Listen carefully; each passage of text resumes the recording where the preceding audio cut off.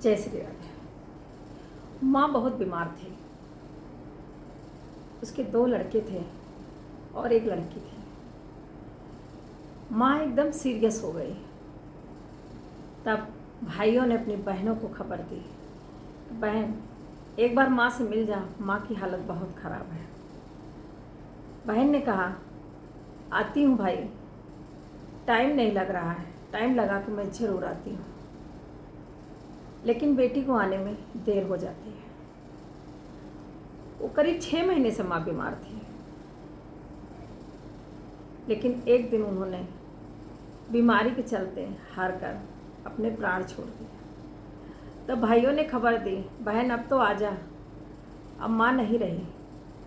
बहन आती है, वहाँ से भागती आती है, माँ को पकड़ के रोती है। अंतिम संस्कार होता है, सारे क्रियाक्रम होते हैं। भाई दोनों बैठ के रो रहे थे। तो बहन ने कहा भाई अब तो सारा काम ख़त्म हो गया है, अब मुझे भी जाना चाहिए अपने ससुराल।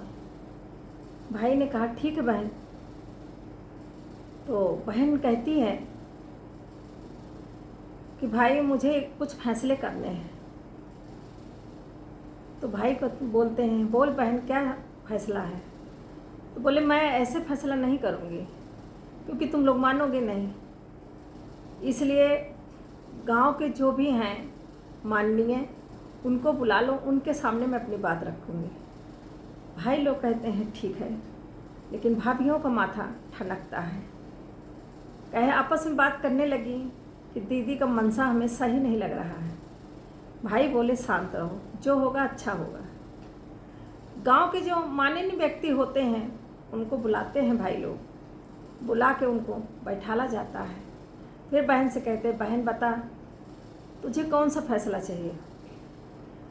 बहन सारे माननीय व्यक्तियों के सामने बोली कि मुझे अपने पिता के संपत्ति में हिस्सा चाहिए। भाई लोग जो अभी तक शांत थे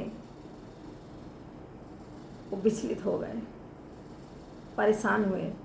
भाभियाँ आपस में खुसर खुसर करने लगी, गुस्सा होने लगी कि हमको यही शंका थी, दीदी यही कहने वाली थी।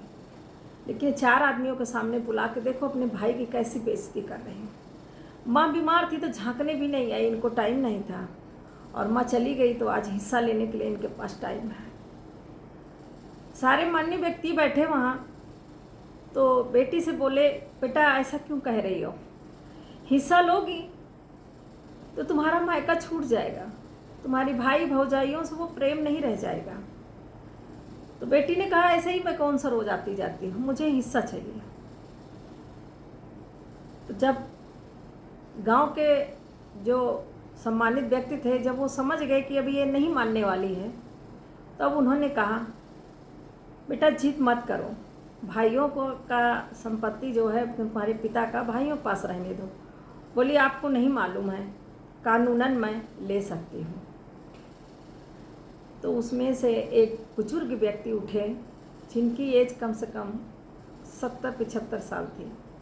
वो उठे और बोले बेटा माँ बाप की संपत्ति में हिस्सा तभी मिलेगा जब भाई भौजाई के समान रहकर अपने माँ बाप की सेवा करो। उनका कर्जा है तो मिलके उनका कर्जा उतारो,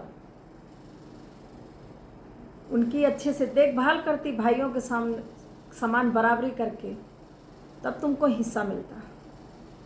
माँ बाप की तो कभी सेवा की नहीं, संपत्ति लेने के लिए हिस्सा लेने आ गई हो। और जिसने कानून बनाया है उसको भी ये चीज़ सोचना चाहिए कि माँ बाप की संपत्ति में हिस्सा उसी बेटी को मिलेगा जो अपने माँ बाप की सेवा भी करे, अपने भाइयों के बराबर उनकी देखभाल करे। अगर उनके ऊपर कोई कर्जा है तो वो कर्जा भी उतारे भाइयों के बराबर, तब भाइयों के संपत्ति में हिस्सा मिलेगा। खाली हिस्सा लेने के लिए ये कौन सा कानून बन गया है, ये बिल्कुल सच है। जो लड़कियां मायके में हिस्सा लेती हैं अपने भाई से, उनका मायका ख़त्म हो जाता है। क्योंकि हिस्सा देने के बाद तो फिर आप पट्टीदार हो गए, भाई बहन का तो रिश्ता रह ही नहीं गया। अगर भाई भौजाई से आजीवन प्यार चाहते हो तो ये जो लड़कियां दावा ठोक देती हैं कि मुझे माँ बाप के हिस्से में हिस्सा चाहिए, गलत है। भाई आपके ससुराल में तो हिस्सा लेने नहीं जाएगा ना। माँ बाप के बाद भाई से ही मायका रहता है। अगर कोई पिता खुशी से अपने जीते जी अपनी बेटी को हिस्सा दे देता है तो ठीक है, वरना माता पिता के न रहने पर लड़कियां जो हिस्सा मांगती हैं वो भाई बहन एक दूसरे के दुश्मन बन जाते हैं। वो प्यार नहीं रह जाएगा, दोनों एक दूसरे के दुख सुख में नहीं खड़े होंगे। अगर आप मेरी बात से सहमत हैं, लाइक फॉलो शेयर जरूर करें। जय श्री राधे।